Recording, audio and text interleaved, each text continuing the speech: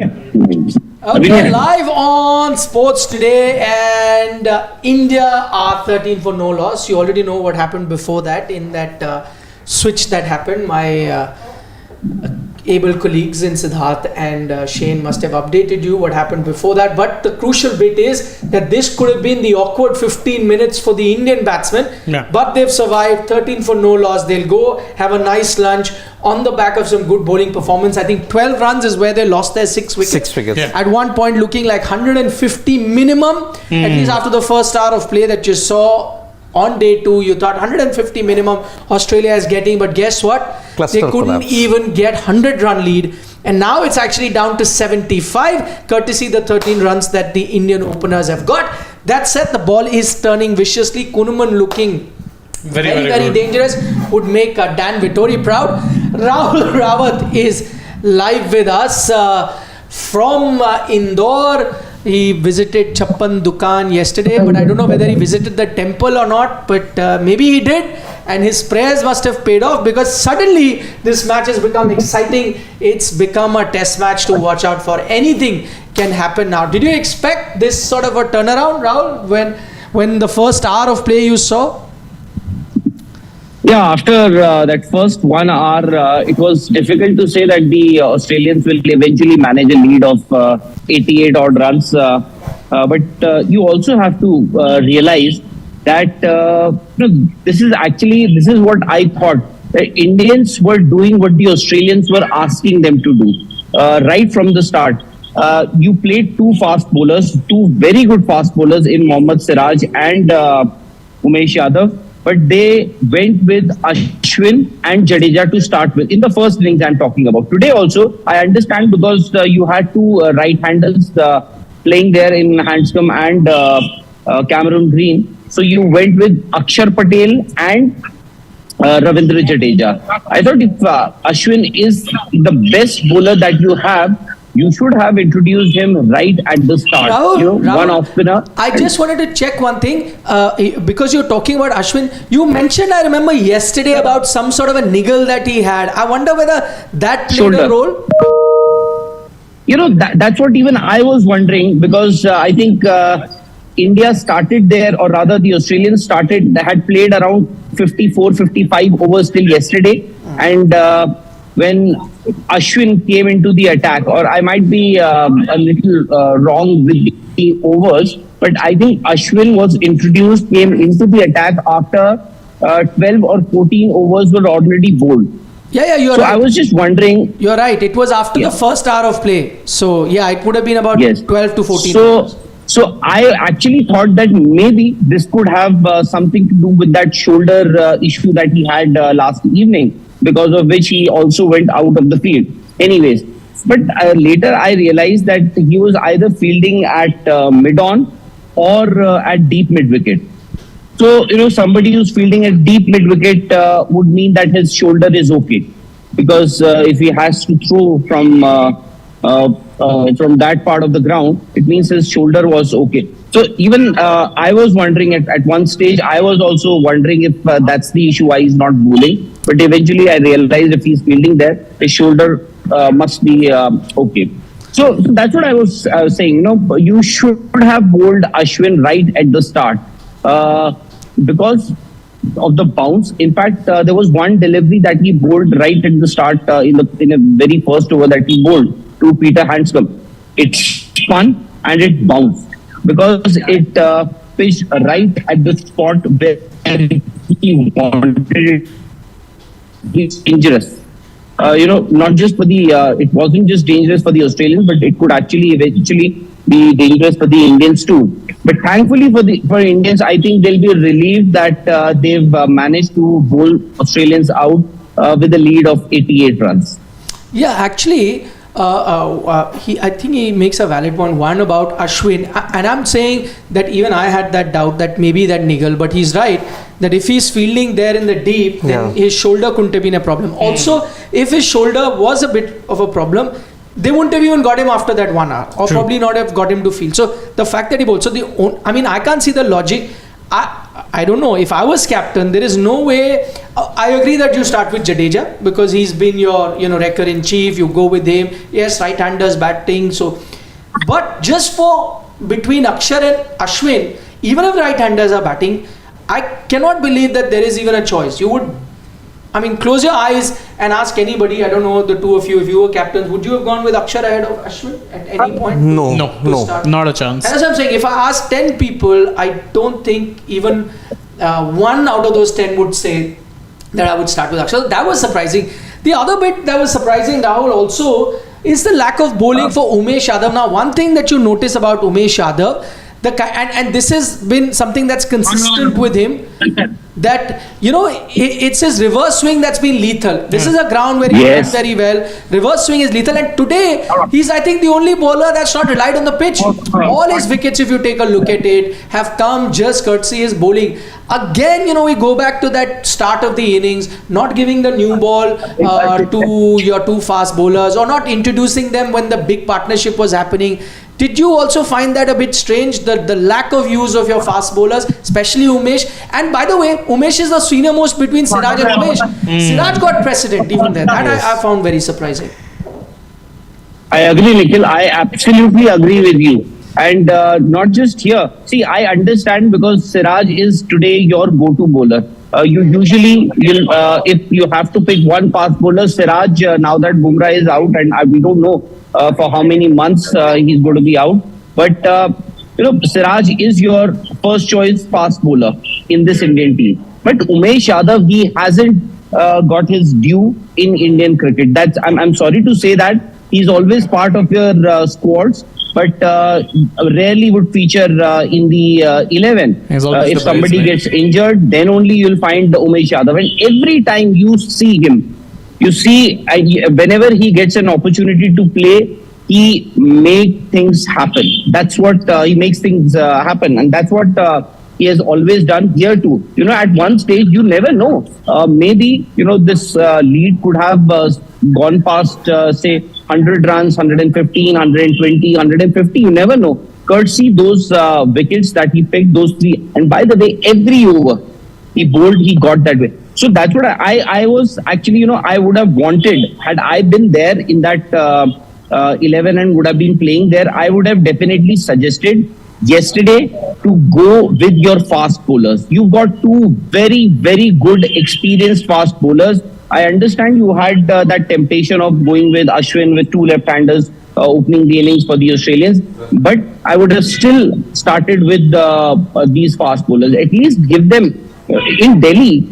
Siraj and Shami broke their backbone when they got those two wickets right at the start. I understand Labuschagne and Smith were yet to come. They were also dismissed, but would have still got Umesh and Siraj to open the bowling for India. Second innings, it's still fine. You can go with your spinners. And Jadeja, I think you never know. Maybe just after that drinks break, after that 1 hour of play, the support staff or Rahul Dravid from the dressing room must have discussed it with Rohit Sharma to get Umesh to bowl. And you rightly said, one of the best exponents of reverse swing.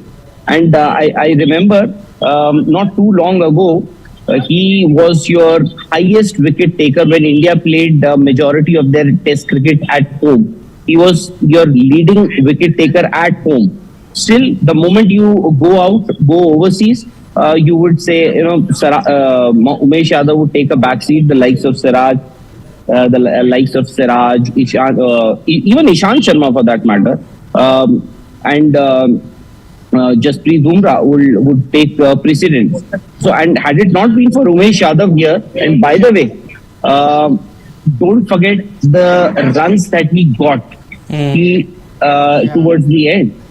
Very crucial to take you past that score of 100 run mark. Otherwise, it could have been a huge embarrassment for you that you couldn't even manage 100 runs at home against this Australian attack. Okay, we'll take a couple more questions with Rahul before we let him go for SportsTak as well. Firstly, I don't know how would the Australian dressing room be feeling? Now, firstly, kudos to Umesh Yadav, by the way. You know, he's also had a personal tragedy. Yes. Secondly, he's one Nikhil guy sir, a lot of people does are not get a chance to saying play hi, that hello to often you. because, as Rahul was talking, he's never your choice. So, I mean, you know, a lot of fast bowlers get a lot of rhythm, and that rhythm only comes you play them consistently. Nikhil, you've got friends here, huh? He does A not. lot of people are saying hi to you. Oh, hi to them as well. Yeah, lovely to see so many people you get to meet who treat you, take you to you know, Chappan Dukan, pohas and everything. Wow, hi yaar. Hi everyone. Hi everyone. Hello. I don't think I can hear them. But Rahul, tell me, how must the Australian dressing room be feeling? Would they be happy with that, you know, 80? How many runs lead did they? 88, yeah. Yeah, 88 run lead. Considering how they fared in the last two tests, they would be satisfied. You know, you can always say that the lead they could have extended it to close to somewhere around 150. But now 88 run lead is not a small lead. And you never know. India might have a very good partnership here also, somewhere in between also. But then this test cricket, this is all about patience. The team which shows it, the patience, I think will eventually, or the partnership or the players or the team will eventually come out as the winners. Be it with your bowling, you may not get wickets for a very long time. But then when you get one wicket, that's what we saw here when Umesh and Ashwin were introduced back into the attack. And for the batters also, Rohit Sharma, I think he also must have realized his mistake. For Shubman Gill, it's again an opportunity because he's replaced KL Rahul, who was backed by the team management for such a long time. Then Virat Kohli would also be eager. Cheteshwar Pujara, these kind of wickets, I always feel these kind of wickets tomorrow, maybe, I'm sorry to say, but maybe Cheteshwar Pujara's test career is in its last leg. So he would also want to bat well. He would want India, the team management, the curators to prepare better wickets for the Indian. I was earlier in the day, I was speaking to somebody here from the crowd only. One of our viewers mentioned that it was Ajinkya Rahane, and that too not too long ago, just a few days back. He said that these kind of wickets actually are one of the reasons why our batters are struggling. And this is Ajinkya Rahane, by the way. Yeah. No, it's just that the people who are sitting in that dressing room may not be able to speak out openly about why can't the they? condition Why can't of they? these The wickets. captain is also a batsman only, na? I mean, he will be part of that think tank. Till very recently, a vice captain was also a batsman. I mean, these are former vice captain also. Your former captain, in fact, also a batsman. Yeah, so all of them are batsmen, and I'm guessing that they're all in decision making, positions alongside the coach. So why wouldn't they be able to speak out?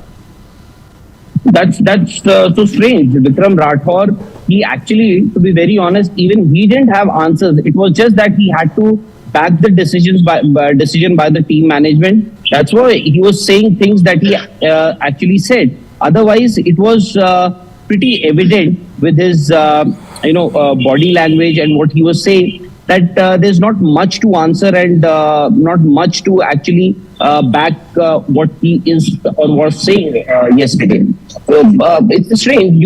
There is a risk factor, but the Indian team and his statement where he says that this introduction of World Test Championship does put a bit of pressure on the home side to prepare these kind of wickets. But these kind of wickets, the Indians have been preparing for quite a long time now. It's not just in this regime, even the last regime, the last team management also went in with these kind of wickets. And it's, one wicket, one particular test match, it can happen. It can, we can understand. But every now and then, Nagpur, it was something similar. Delhi, of course, Delhi is always like this. Then here also, because last few days, last few weeks, months, the kind of cricket that this Holkar Stadium has witnessed, it's been a decent wicket.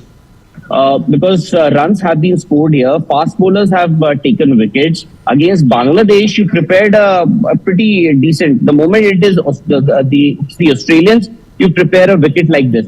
Now that, everything, eventually what will happen is if India lose this game, knives would be out.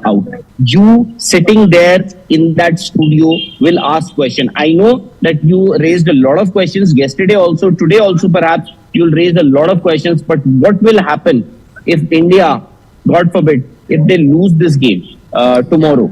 So, and India is still behind in this test match. I understand that Australia have, India have pulled things back, and Australia, they have to bat last in this test match.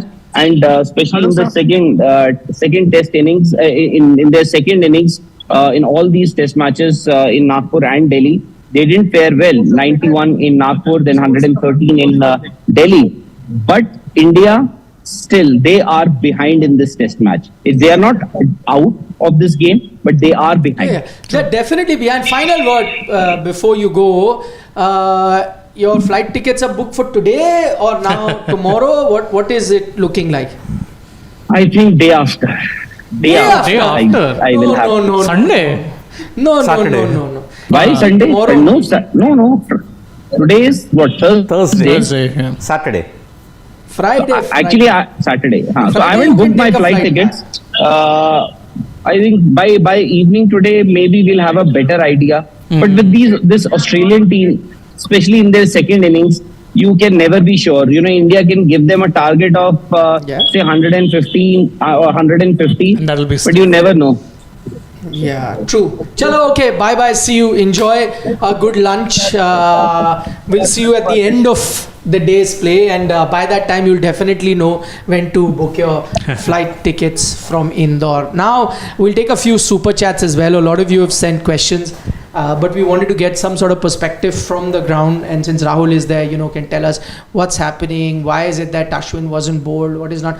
But before I go to that question, I think if you just take a look at the overall situation of the match, clearly even now, despite the fact that the first session has gone to India, you have to say Australia is ahead, because the 88-run lead in a very low scoring game could be very crucial. So if they get about, you have to first cross 88 and then get about 100, India. Yeah. 188 is not going to be easy now. True. Because you're batting on day 2. And then that also would be a chaseable total. Yes, I know Australia can be out between 100, but that will also be rare. Yeah. More often than not, I think you will, despite the condition, you will think that a team that's chasing will get 100. Yes, if it becomes 150, then it's dangerous. Then I might just go with the bowling team. But for that, India have to bat really well, and they may have survived this session. But you saw the amount of turn that Kuhnemann was generating insane amounts of turn. The only thing I'm happy about right now, the only thing is that there is a lot more application by the openers now as compared to earlier, and I hope that continues. It's okay. One good ball gets you out. Okay, not a problem. No problem. But don't give away your wicket in a situation like that, because every little ball that you face, or 5 minutes that you spend on the crease, will make a huge difference. So not to give the wicket yourself, but okay, a great ball or one that stays low or just suddenly viciously bounces, or that, then you can't do much about. So, but let that ball come. Ride your luck till that time. And I think India is following that so far. Venkata Nanduri is saying amazing captaincy to bring Umesh in spite of the 3 spinners. Tough to look past 3 spinners, temptation to bowl spinners yesterday. But Venkat, I think you still got him a bit late. Yeah. Is my point. And at the time you got him, you had no option because the game was running out. It was running away from your hands. You had to rest that initiative somehow or the other. You had to do something. True. And if the spinners weren't working as much, especially Jadeja and Akshar on the day, of course Ashwin came. So you needed to take that risk. But kudos to Umesh Yadav as somebody who doesn't play regularly, comes from the cold, and to deliver a performance like that on a track that's not really to the liking of a fast bowler. It's mostly for spin. And at the age of 35. Age of 35, fit as ever. And I think one of the other reasons they rolled the dice with him was because it was around the 70 over mark. They're thinking old ball, 10 odd overs. You're looking to get the new ball in anyway. If you're going to get any reverse swing, now's the time. And he got it. 3 wickets. Yeah. Actually, in fact, he wasn't getting as much movement. But his keywords was angling it in nicely. The left-handers especially, Stark and Murphy. And he angled it in just right. They're coming forward, it straightens, and both times the cut. And it zips off the wicket also because of Umesh Yadav's action. Slinging action zips off the deck. And remember, in the case of the spinners where they're bowling, there was a puff of dust. In his case, not much of puff of dust. It was in that good length area, zipping in through. Exactly. 140. And remember, this is the first time in this test that pacers have taken. Yeah, actually. If you look at it, it was the spinners in the Australian team that got the wickets. Correct. Here, apart from Jadeja and Ashwin, 7 wickets. 3 wickets went to Umesh. After Umesh, I think the general chatter was that, oh, now watch out for Stark and all. But I doubt Stark will be as effective as Umesh. No. Hasn't been in India. And also he's coming back after 3 months, lacking rhythm. Injury layoff. Yeah. The only time that he could be is because of the uneven bounce. So sometimes what happens with a fast bowler, or even if you bowl good length, come round the wicket. Come high and some will stay low. Just with that is the only thing that can really trouble. But I don't think movement of any sort is going to trouble any batsman from Stark. He may have to come round the wicket. And try and get a yorker. He's going over to create rough also. So, it cuts both ways. So, Venkat Nanduri has another question. Says, cannot look at bad batting scores in this series. The pitches are AP roads. Andhra Pradesh roads. Oh, why is AP? I think across the country, similar roads everywhere you get. I mean, drive in NCR for a day, I dare you. Anywhere. Yeah. I mean, I was in Bombay just now. Terrible roads. We are doing moon journeys now. We are not on roads. We are on moon Bangalore, journeys. you keep reading about potholes. So I can't. This particular place where the match has been held, horrible roads. Yeah. That's what I'm saying. The only, I don't know how it is, but I don't have too much exposure, but the only state driving around where I found like amazing roads was Rajasthan. It had great roads. Actually, Jaipur, generally speaking, you don't have that much. And I'm talking about other places. I've been to Bikaner and Jaisalmer and all. The roads were amazing. At least the highways were. So I don't know internally how good or bad. But then bad roads in India is, common. Yeah. It's ubiquitous everywhere you go. So it's just there. He feels that we shouldn't. I kind of agree with Venkata. What he's saying is that you shouldn't really judge batsmen and their performances on the kind of scores that they're getting here. He feels that you will need a Pujara and KL for England for the World Test Championship final. We'll have to see. But again, in KL's case, you have a backup now, Shubman, who's played enough cricket. Yeah. But what happens with a Puji or whatever, you have to bring a fresh number 3. So it'll be someone without too much of test experience, right? If at all. Yeah, so you'll only look at a youngster. I mean, you're looking at Sarfraz, or you're looking to bring, let's say, Sky and Nietzsche and send Iyer up, or whatever. Even if you're looking at a Sky or a Sarfraz or whatever in them, those are guys still not with too much test experience. Yes. So you wouldn't want to risk.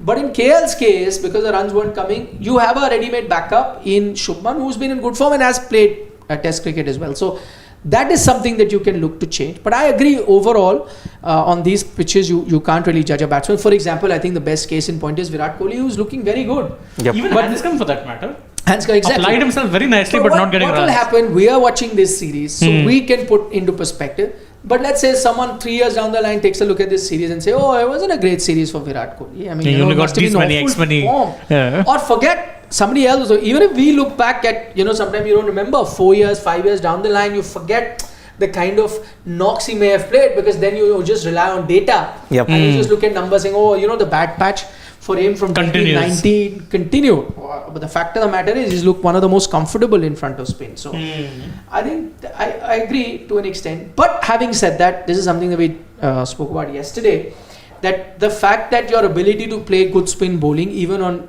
turning tracks or day 4, day 5 pitches, which used to have, which became nightmares on certain occasions. Yes, started off well but became bad later. That's also kind of diminished. People are comparing this test match to the Delhi test match. Mumbai test match 2004, because similar, right? That same amount of lead. Australia batted well first innings. India collapsed, but then India made a.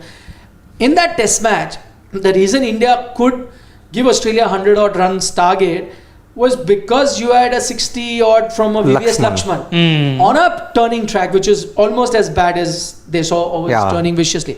But the thing is that ability was there, you know. So that's when you need one of the batsmen to step up and play a knock like that. So. Yeah, even Tendulkar, Dravid chipped in. They hung in there, ensured that the dangerous passage was over, and then you gave them a chance.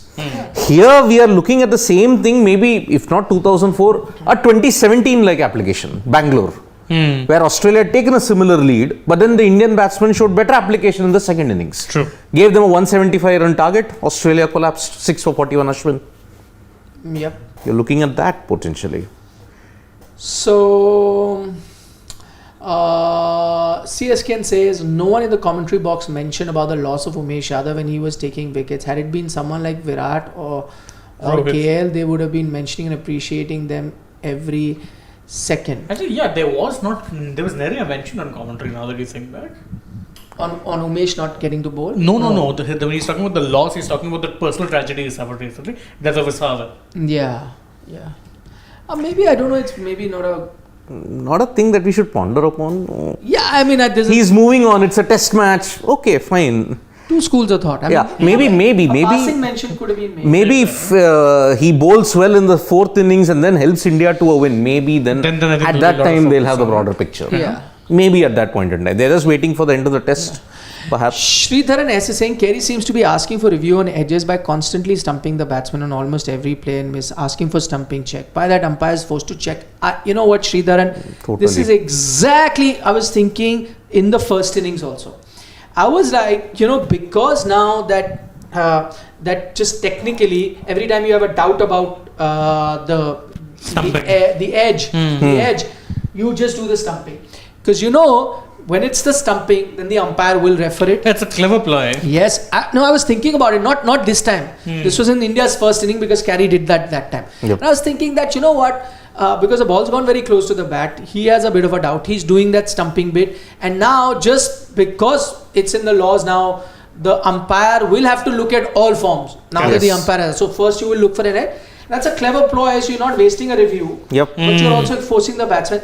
I think the only solution to that is, and I thought about it yesterday, in fact, I was thinking, and Sridharan, thanks so much for pointing that out. I wanted to speak about it yesterday.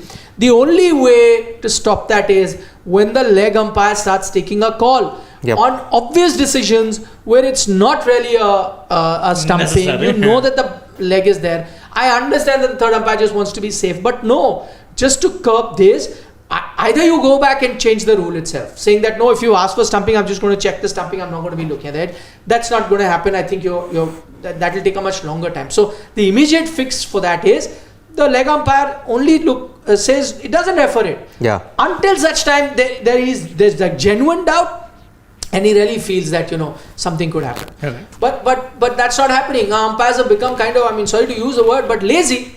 Because you're like, I have the benefit of going to the third umpire every time. Yeah, that shouldn't happen. The leg umpire should call it. And by the way, God forbid if there is that minor, chance where he gets it wrong, that microsecond. Let the fielding team pay for constantly appealing. Yep. Let them pay a price for constantly appealing like that. I think that would be the only way to ensure that wicket keepers stop doing that. So that should be the case. Yeah. Because if you look at who was at the square leg at that point in time, it was umpire Nitin Menon. It was the West Indies umpire who was officiating at that point in time. So umpires need to just say, boss. Whoever is the leg umpire. No, whoever it is, just say, boss, enough. We know it's not the thing, don't do it. Take a call. Yep. Take a call, out or not out or whatever. Take a call. Yep. Only on this rare occasion where it's 50-50 or very close, you refer it up, but not otherwise. So take a call. Pujara is all padded up, stretching, ready. He's had his lunch. Could have had it a bit earlier also because he was not on the field. Yeah, in the Rahul Dravid dressing room.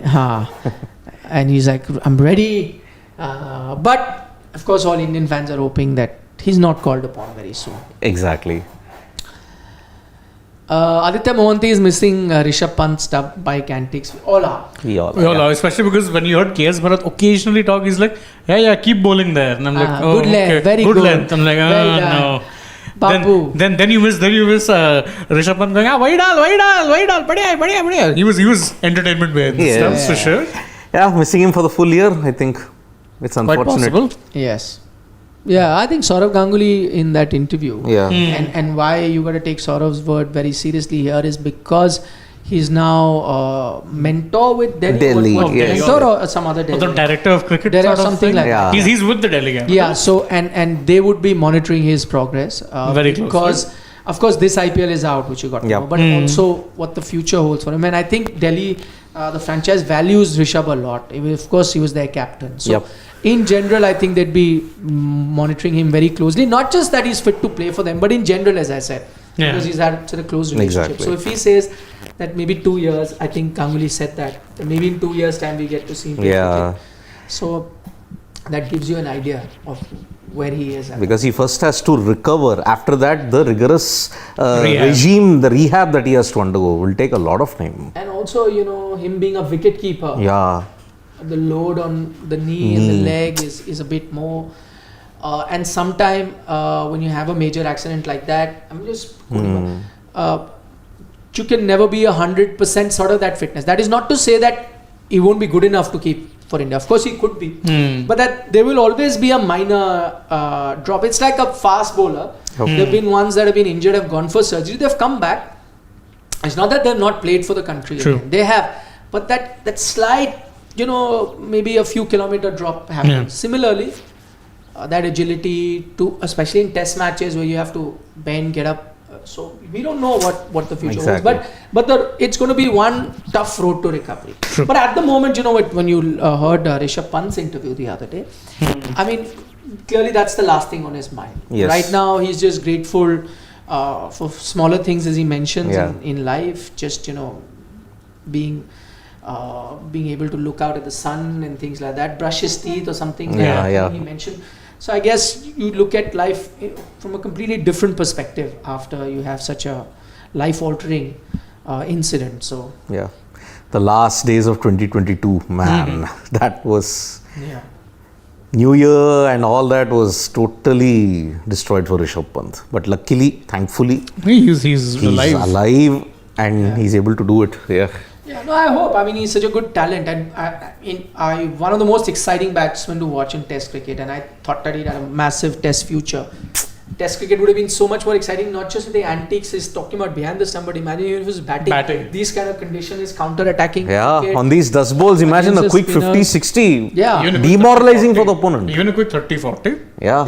I'm just saying, as a spectacle to watch, Spectacle, also yeah. fun, right? The contest, spinning track between the bowler and him, and what is he thinking? All of that would have been so much fun to watch. Absolutely. That said, it is a very exciting Test match. I'm Yes. really happy that this Test match, the way the first session is panned out, it's now got both teams thinking. India's got a foot into the door.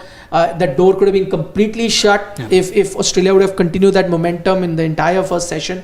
But now they got a foot into the door. It's exciting session or two coming up today. And your go-to place is Sports Today. So watch the match at the broadcaster. Or for the chit-chat, come to us. Absolutely. Any thoughts? What are you predicting? I asked Rahul that game over. He is still looking at Saturday. No, I think by tomorrow it's done, the match. Do Australia come out to bat today? No. Tomorrow. India batting, both sessions. Yes. And somehow I think by the end of the day they would have gotten a 100-120 run lead. Wow. They can do that. Wow.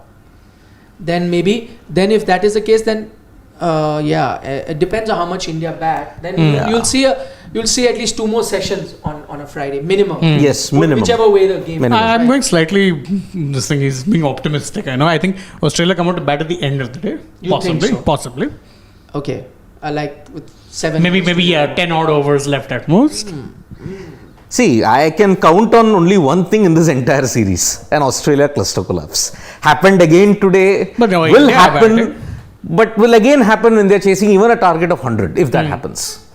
It will happen. I mean, see, even the Australian team at its peak could not chase 120 in India. Now we are talking about a team that is demoralized mentally. I don't see them chasing. Yeah, even I mean, depends how India bat, and I think that will decide. But if I had to just hazard a guess, I'd say India bat 2 session. Yep. Tough, but bat. But I'm saying that only because of looking at the approach of the Indian batsman today. Not that hurried today. I need to grind it out. I hope that if that approach continues, again, as I said, unplayable deliveries could come. But if you just follow that approach of just stay on. It's okay if I'm looking bad, I'm looking ugly. Okay, no problem. I'll stay on. Lose balls, go for your shots. That kind of an approach. I think they'll bat. Exactly. Let's see. Aditya points out you're wearing Siddharth's shirt today. No, I haven't have one yellow t-shirt. Exclusively reserved for him. I know. Luckily, I just changed my shirt preference at the last moment. Otherwise, it would have been surrounded by yellow. Are you wearing this in tribute for MS Dhoni, who's expected to land in Chennai today? As CSKN is pointing out? Of course, you would think that. Unfortunately, the truth is a little less prosaic. It was the t-shirt lying on top. So. Acha. First t-shirt I put. It's yellow. Later on, I'm You like. said the other day, Exactly, I forgot about it. I only wear yellow the day he's off. Correct. I actually then realized that I was a little sleepy in the morning, so I just put it. Later, I'm like, Sid might wear yellow and bus. Thankfully, lucked Luckily, out. you twinned with him with blue. Today, you could have twinned with me on yellow. Is it twinning or twining? Twinning. Twinning. I've had this same conversation with many people. It's a bit confusing. Yeah. Twinning. Twinning. Yes. Okay, play's about to start. See you I'm 100% sure. Yeah, tea time. Tea There time. will be no, I mean, Yeah. of course, there will be no 10 wickets before that. I hope not. It's like tea time. tea time. Yeah. Bye bye. See you. Wanna come.